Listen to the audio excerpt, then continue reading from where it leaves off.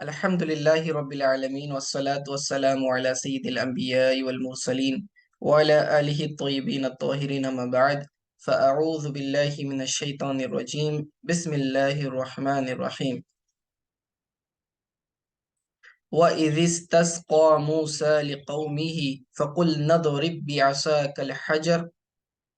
فانفجرت منه 12 عينا قد علم كل أناس مشربهم كلوا واشربوا من رزق الله ولا تعثوا في الأرض مفسدين۔ یہاں سے 7واں رکوع سورہ بقرہ کا ابتدا اس کی ہو رہی ہے، اور یہاں سے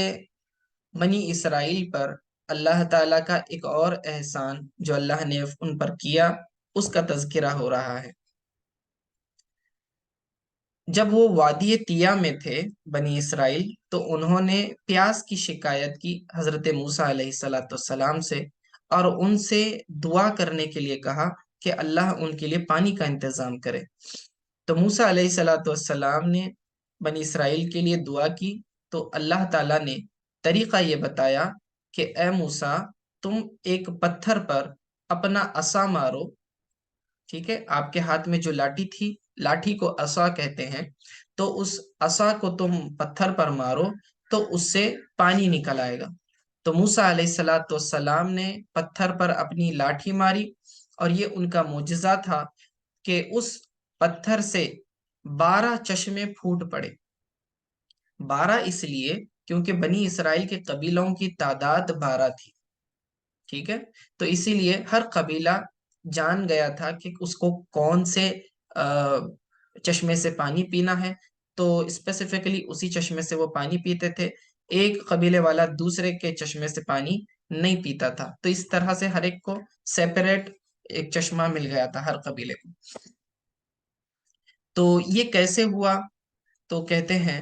یہ حضرت موسیٰ علیہ السلام کا معجزہ تھا، اور یہ اللہ تعالیٰ کا بنی اسرائیل پر کرم تھا کہ ان کے لیے پانی کا اس طرح سے انتظام فرمایا۔ اسی کا ذکر اللہ تعالیٰ اس آیت میں فرما رہا ہے۔ وَذْكُرْ، اور یاد کرے اس واقعے کو، اس موقع کو، وَإِذِ اسْتَسْقَىٰ،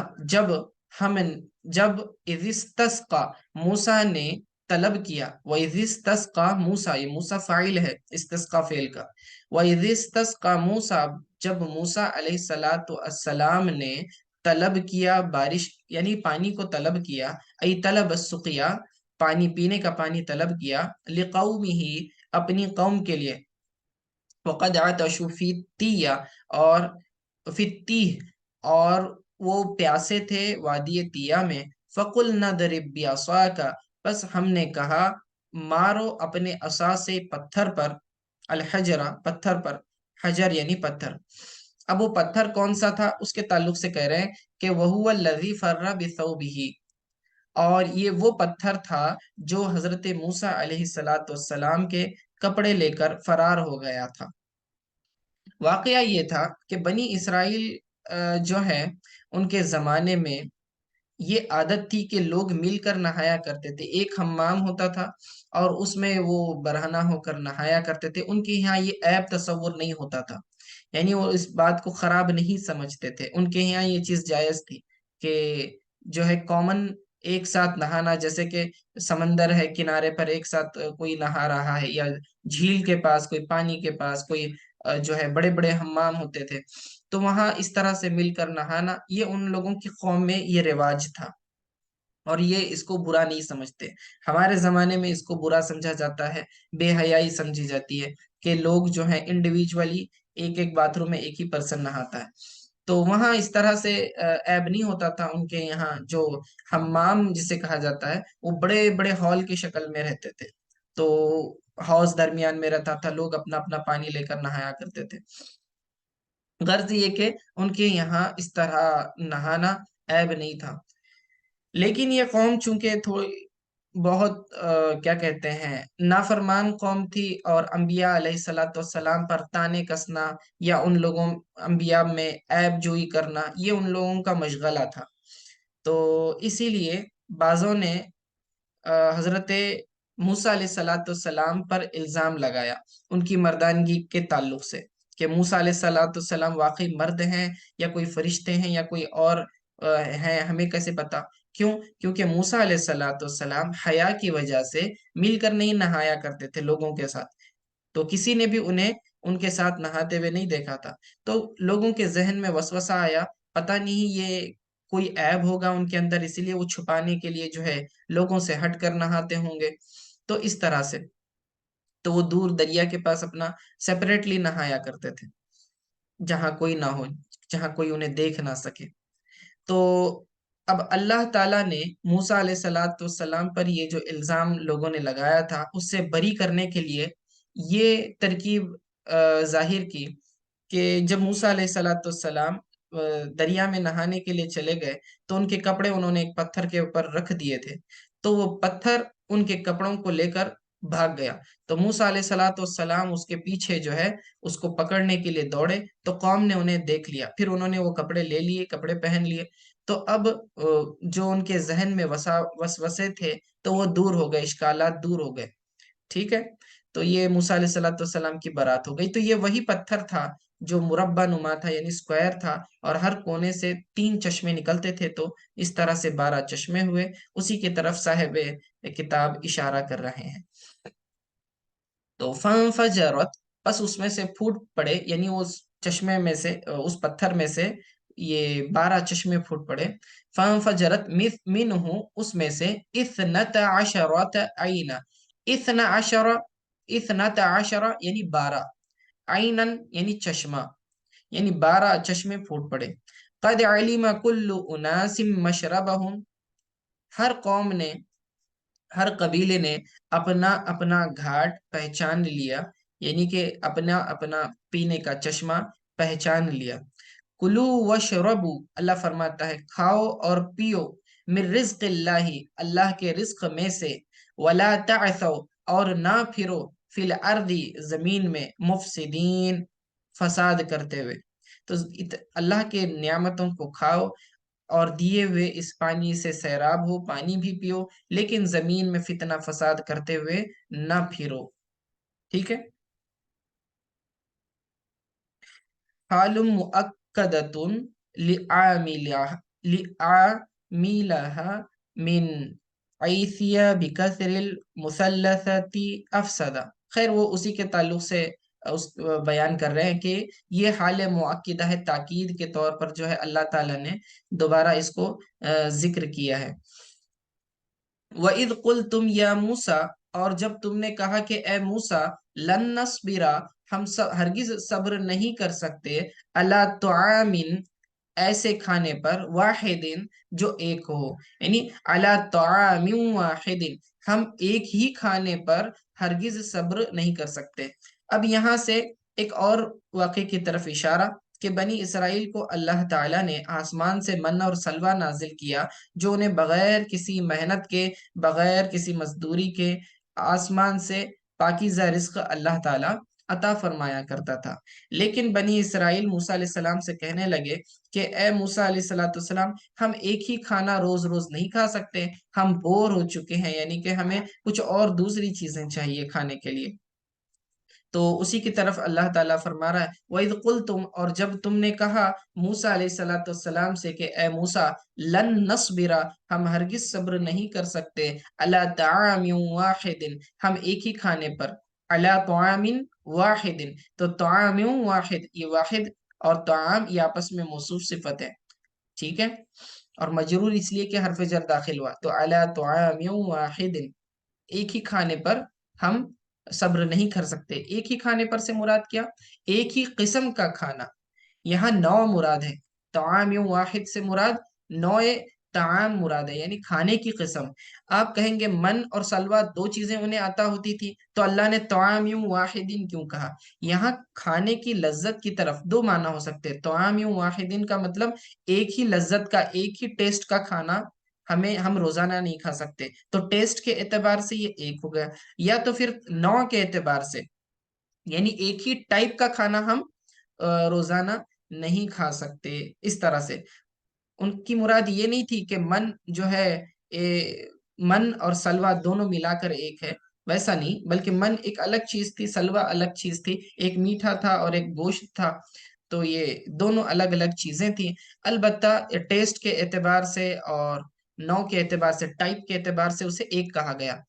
تو وَإِذْ قُلْتُمْ يَا موسیٰ، جب تم نے موسیٰ علیہ السلام سے کہا، لَن نَصْبِرَ، ہم ہرگز صبر نہیں کر سکتے، عَلَىٰ طَعَامٍ وَاحِدٍ، ایک ہی قسم کے کھانے پر، فَادْعُوا لَنَا، پس آپ دعا کیجئے ہمارے لیے، فَادْعُوا، دعا کیجئے، لَنَا، ہمارے لیے، رَبَّکَ، اپنے رب سے، یخرج، کے نکالے، لَنَا، ہمارے لیے، مِمَّا تُنبِتُ الْأَرْضُ، جو چیزیں زمین اگاتی ہے، ٹھیک ہے، جو چیزیں زمین اگاتی ہیں، یعنی کہ قوم کہنے لگی کہ اے موسیٰ علیہ الصلوۃ والسلام، آپ اللہ رب العزت سے دعا کریں کہ اللہ تعالیٰ جو ہے ہمیں وہ چیزیں کھلائے جو زمین سے پیدا ہوتی ہے، زمین سے اگنے والی چیزیں، یخرج لنا، نکالے ہمارے لیے، مما تنبت الارض، یعنی وہ چیزیں نکالے، شیئن، چیزیں، وہ چیزیں نکالے جو زمین اگاتی ہے، ٹھیک ہے۔ اب آگے سے پھر زمین کیا چیزوں کو اگاتی ہے اس کا بیان آ رہا ہے، یہ میم بیانیہ ہے، یہ میم کے آگے سے جو بھی چیزیں ذکر ہو رہی ہیں، یہ مما تنبت الارض، اس کا بیان ہے، یعنی جو چیزیں زمین اگاتی ہیں، تو کیا چیزیں اگاتی ہیں؟ کہا مم بقلیہا، ساگ یعنی ترکاریاں، وقثائہا، ٹھیک ہے، ککڑی، وفومیہا، فومیہا یعنی حنتتہا، یعنی گندم، گیہوں، وعدسیہا، اور دال، وبصلیہا، اور پیاز، ٹھیک ہے۔ تو یہ 5 چیزوں کو انہوں نے ذکر کیا۔ خلاصہ یہ تھا کہ زمین جو چیزوں کو اگاتی ہے وہ چیزیں ہمیں کھانے کے لیے چاہیے، ٹھیک ہے۔ ایک تو بات یہ تھی کہ بنی اسرائیل وادی تیہ میں حیران و پریشان گھومتے تھے 40 سال تک، تو یہ اصل میں ان کے لیے بطور سزا تھا، لیکن وہ سزا میں بھی ان پر اتنی ساری نعمتیں ملی، آسمان سے بادل کا سایہ کرنا، آسمان سے رات میں روشنی کا آنا، پتھر سے پانی کا نکلنا، آسمان سے من و سلوا کا اترنا، کپڑوں کا میلا اور پھٹا ہوا نہ ہونا۔ غرض یہ کہ بے شمار اللہ تعالیٰ نے بنی اسرائیل پر نعمتیں کی، اسی کا اللہ تعالیٰ جا بجا تذکرہ فرما کے بنی اسرائیل کو یاد دلا رہا ہے کہ اے یہودیو، تم پر اور تمہارے آباء و اجداد پر اللہ تعالیٰ نے اتنی نعمتیں کی، تو تمہیں چاہیے کہ تم اللہ کا شکر کرو اور ایمان لے آؤ رسول اللہ صلی اللہ علیہ وسلم پر، اور ویسے نہ بنو جیسے پہلی قوموں نے کیا، کہ انہوں نے کیا کیا تھا؟ نافرمانی کی حضرت موسیٰ علیہ السلام کی، تو فرمائشیں ان کی بہت زیادہ تھی،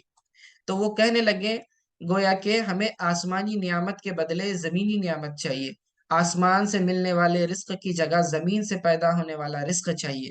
تو اس کے لیے انہوں نے کہا کہ ہمیں سبزی ترکاریاں چاہیے، ککڑیاں چاہیے، فومیہا، ہمیں گیہوں وغیرہ چاہیے، وعدسیہا و بصلیہا، اور ہمیں دال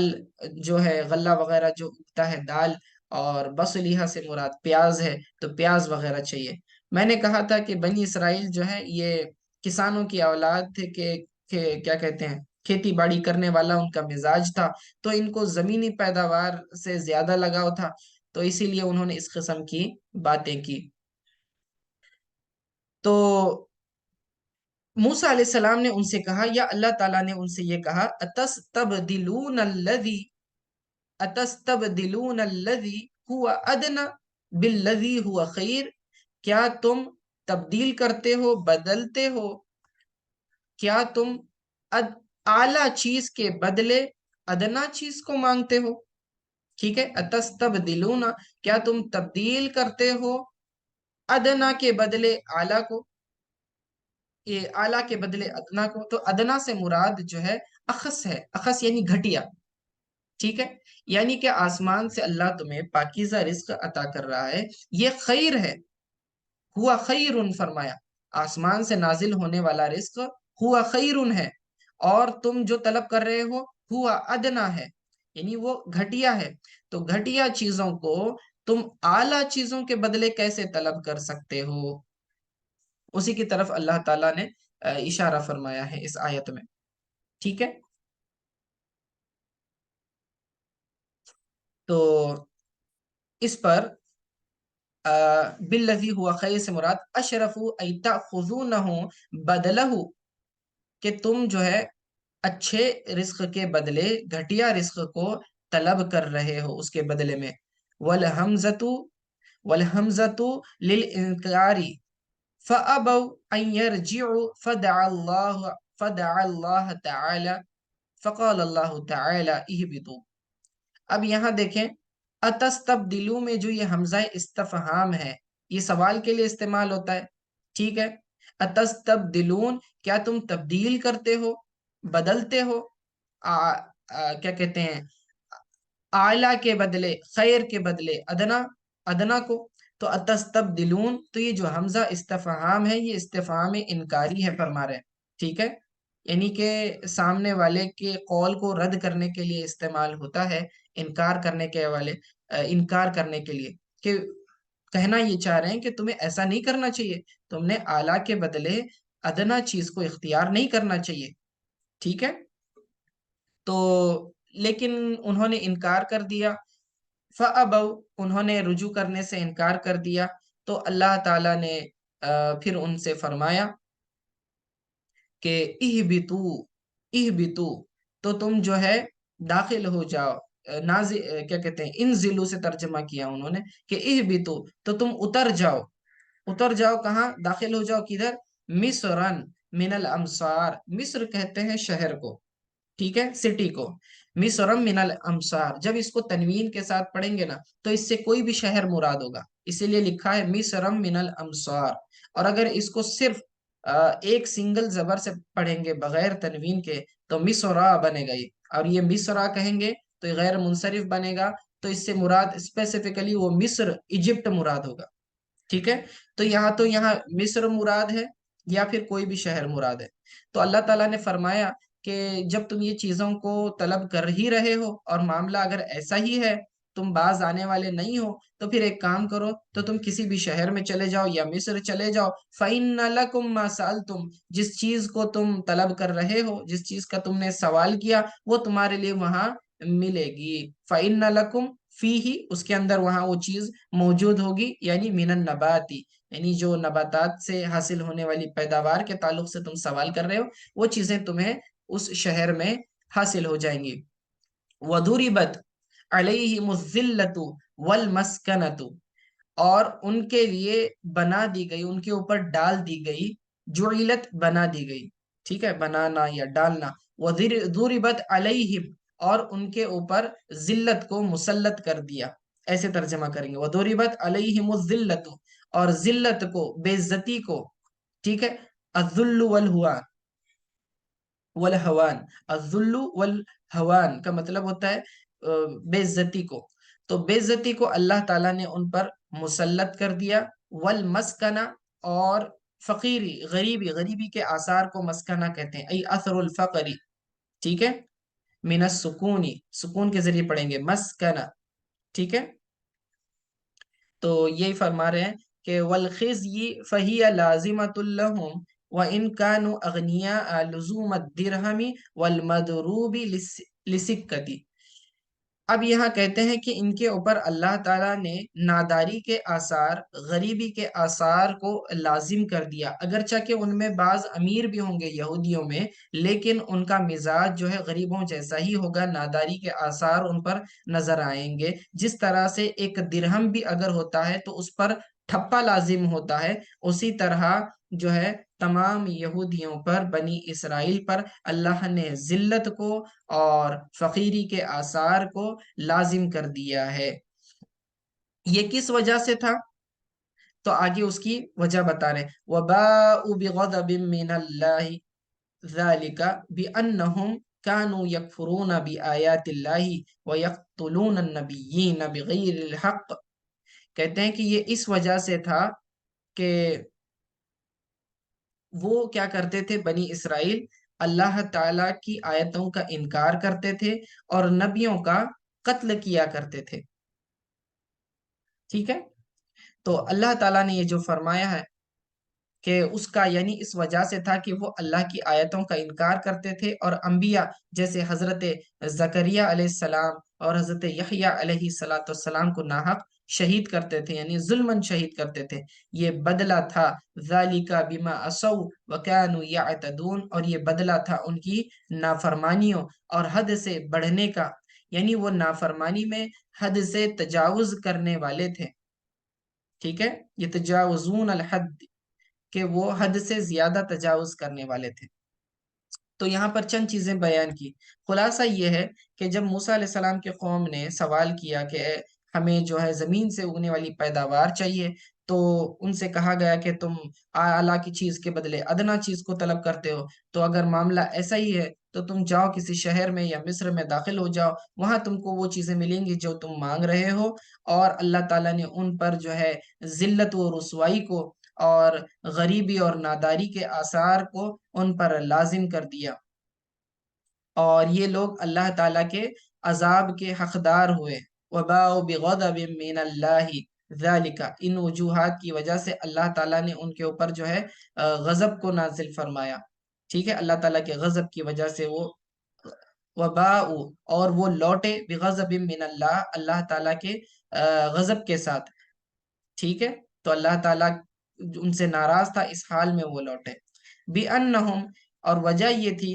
اس کا سبب یہ تھا کہ کانو یکفرون بھی آیات اللہ، وہ انکار کرتے تھے اللہ تعالیٰ کی آیات کا،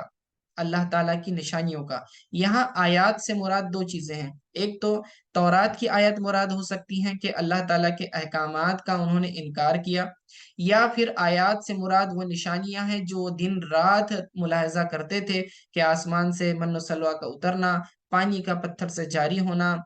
رات میں نور کا آنا، اور بنی اسرائیل کو جو فرعونیوں سے نجات کا ملنا۔ غرض یہ کہ جو بھی اللہ تعالیٰ کی جو قدرت کی نشانیاں تھیں اور موسیٰ علیہ السلام کے معجزات تھے، یہ دن رات دیکھتے تھے، اس کے باوجود ان چیزوں کا ان پر اثر نہیں پڑتا تھا، انکار کرتے تھے۔ تو فرمایا کانوا یکفرون بآیات اللہ، وہ اللہ تعالیٰ کی نشانیوں کا انکار کرتے تھے، اللہ تعالیٰ کی آیت کا انکار کرتے تھے۔ وَيَقْتُلُونَ، اور قتل کرتے تھے، النبیین، نبیوں کا، زکریا و یحییٰ، جیسے زکریا علیہ السلام اور یحییٰ علیہ السلام کو انہوں نے شہید کر دیا۔ وَيَقْتُلُونَ النَّبِيِّينَ بِغَيْرِ الْحَقِّ، بغیر کسی حق کے وہ کیا کرتے تھے، نبیوں کو قتل کرتے تھے۔ یاد رکھیں، نبیوں کا قتل تو ہوتا ہی ناحق ہے، نبیوں کا قتل ہوتا ہی ناحق ہے، تو یہاں پر بغیر الحق کا مطلب یہ ظلمن ہے، یعنی ظلم کے طور پر ان کو کیا کرتے تھے، قتل کرتے تھے۔ بعض تو ایسے ہیں کہ انبیاء کو جب قتل کرتے تھے تو قاتلوں سے اگر ان سے پوچھا بھی جاتا کہ بھئی تم کیوں قتل کر رہے ہو، تو وہ اس کی صاف وجہ بھی نہیں بیان کر سکتے تھے، تو ایسا ایسا ظلم انہوں نے کیا۔ حضرت زکریا علیہ السلام کو انہوں نے آرے سے چیر دیا، سر سے پیر تک اس طرح سے شہید کیا، بڑی تکلیفوں میں انبیاء علیہ السلام کو شہید کیا۔ تو یہ نہ انبیاء کا احترام کرتے تھے اور نہ اللہ تعالیٰ کی نشانیوں کو مانتے تھے، تو اس طرح کی جو ان کی حرکتیں تھیں، اس طرح کی جو نافرمانیاں تھیں، سرکشی تھی، اس پر اللہ تعالیٰ نے ان پر غضب کو لازم کر دیا، ذلت کو لازم کر دیا، مسکنہ یعنی فقیری کے آثار کو بھی ان پر لازم کر دیا۔ تو ذالکا، یہ بدلہ تھا، ذالکا یہ بدلہ تھا، بما عصوا، جو انہوں نے نافرمانی کی، عصا کا مطلب ہوتا ہے نافرمانی کرنا، بما عصوا، جن چیزوں کی انہوں نے نافرمانی کی، وَكَانُوا يَعْتَدُونَ، يَعْتَدُونَ کا مطلب حد سے تجاوز کرنا، حد سے آگے بڑھ جانا، وَكَانُوا يَعْتَدُونَ، ٹھیک ہے۔ اگلی آیت دیکھیں، ان الذین آمنوا، بے شک وہ لوگ جو ایمان لائے، یعنی پچھلے انبیاء پر جو ایمان لائے، والذین ہادوا، اور وہ لوگ جو یہود ہیں، یہودی، ہادو یہ لفظ جو ہے رجوع کا مطلب ہوتا ہے، ہادو کا مطلب ہوتا ہے رجوع کرنا، من ہاد اذا رجع، یعنی جو لوگ بچھڑے کی پوجا سے پلٹے، رجوع کر لیے، انہیں یہود کہا جاتا ہے، اسی لیے ان کا نام ہاد پڑ گیا، یعنی یہودی پڑ گیا، تو یہودی مراد ہے یہاں سے، والذین ہادو سے مراد یہودی، والذین ہادو، اور جو یہودی ہیں، والنصارى، اور جو نصرانی ہیں یعنی کرسچنز، والصابئین، صابئین کا مطلب جو ہے ستارہ پرست ہوتا ہے، جو کیا کہتے ہیں، ستاروں کی پوجا کرتے تھے، انہیں صابئین کہا جاتا ہے، ٹھیک ہے. یا پھر صابئین جو ہے یہود و نصارہ کا ایک گروہ ہے، طائفۃ من الیہودی او النصارى.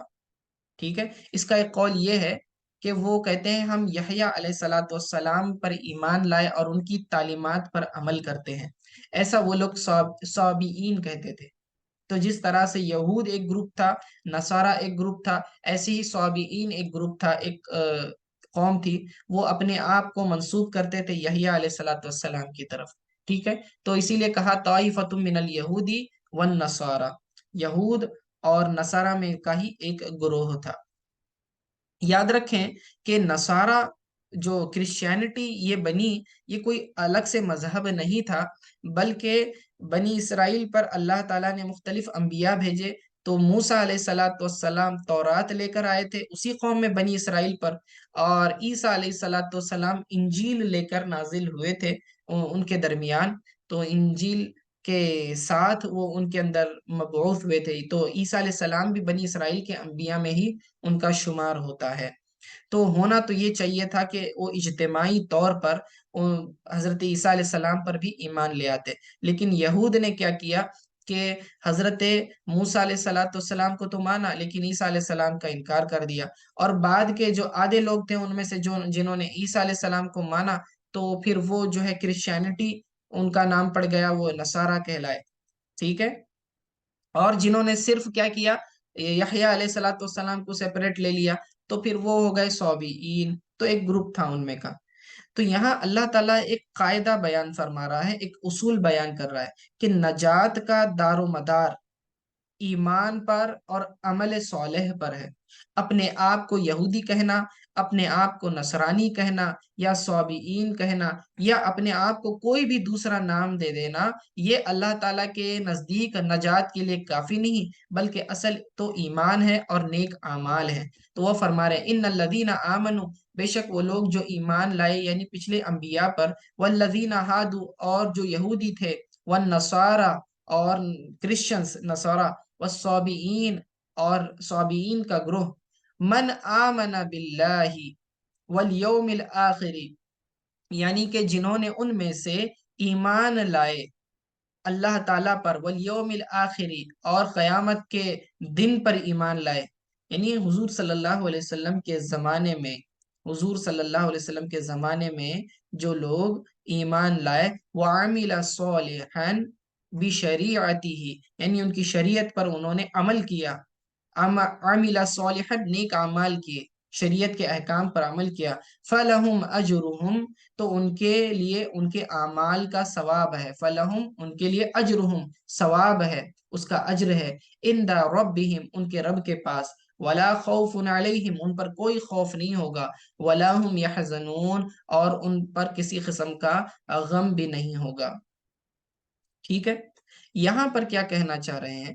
تو غور کریں. اللہ تعالیٰ کے نزدیک جو لوگ پچھلی قوموں میں پچھلے انبیاء پر ایمان لائے اور پچھلی کتابوں پر بالکل صحیح طور پر عمل کرتے تھے، پچھلی شریعتوں پر صحیح طور سے عمل کرتے تھے، چاہے تورات ہو، انجیل ہو، زبور ہو وغیرہ، تو یہ لوگوں کا ایمان بھی مقبول ہوگا، ان کا عمل بھی مقبول ہوگا، اللہ تعالیٰ انہیں ثواب عطا کرے گا اور انہیں نجات بھی بخشے گا. لیکن حضور صلی اللہ علیہ وسلم کی بعثت کے بعد، حضور صلی اللہ علیہ وسلم کی اعلان نبوت کے بعد، اب پچھلی شریعتیں منسوخ ہو چکی ہیں. اب پچھلی شریعتوں پر عمل کرنا یہ کافی نہیں ہوگا، بلکہ انہیں پچھلے انبیاء پر بھی ایمان لانا پڑے گا، اور نبی علیہ الصلوۃ والسلام کو بھی ماننا پڑے گا، اور نئی شریعت پر، نئے قوانین جو قرآن کے ہیں اس پر عمل کرنا پڑے گا، تو ہی انہیں نجات ملے گی. اس زمانے کے سے جو یہود ہیں اور جو نصارہ ہیں، تو جب تک وہ رسول اللہ صلی اللہ علیہ وسلم کو نہیں مانیں گے وہ کافر ہی کہلائیں گے، اگرچہ کہ وہ پچھلے انبیاء کو مانتے تھے. تو ایمان کامل ہے، تمام نبیوں کو ماننا ضروری ہے. ہم کہتے ہیں آمنت باللہ و ملائکتہ و کتبہ و رسولہ، کہ ہم اللہ تعالیٰ کے نبیوں پر، تمام رسولوں پر بھی ایمان لاتے ہیں، تمام کتابوں پر بھی ایمان لاتے ہیں، کسی ایک کا بھی انکار جو ہے کفر ہے. تو وہی فرما رہے ہیں کہ اب اس زمانے میں ان لوگوں کا ہی ایمان مقبول ہوگا جو رسول اللہ صلی اللہ علیہ وسلم پر ایمان لائیں گے، اور قرآن پر عمل کریں گے، اگرچہ کہ وہ پچھلے مذہب سے تعلق رکھتے تھے پہلے، کوئی کرسچن تھا، کوئی یہودی تھا، تو جب وہ مسلمان بن جائے گا اور نبی علیہ الصلوۃ والسلام کی رسالت کو تسلیم کرے گا، قرآن کے احکام پر عمل کرے گا، تو ہی اس کی نجات ہوگی، صرف پچھلی کتابوں پر اب عمل نہیں کیا جا سکتا۔ تو یہیں پہ ختم کرتے ہیں، وصلی اللہ تعالی علی خیر خلقی محمد وآلہ وصحبہ اجمعین برحمتک یا ارحم الراحمین۔